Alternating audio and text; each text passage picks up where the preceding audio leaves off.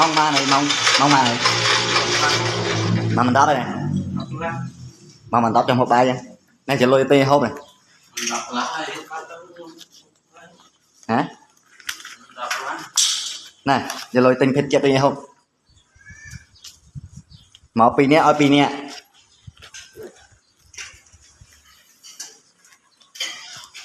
ngày đang bánh tham hao vậy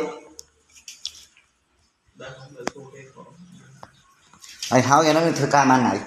con đừng không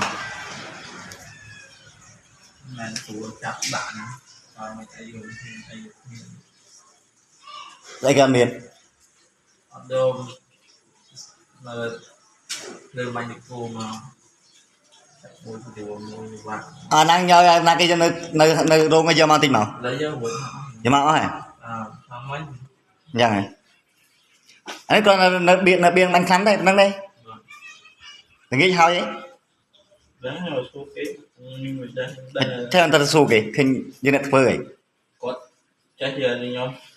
à vậy à với trái dưa qua đang chấm đất đây vì chấm đất là nó xây cái trái đây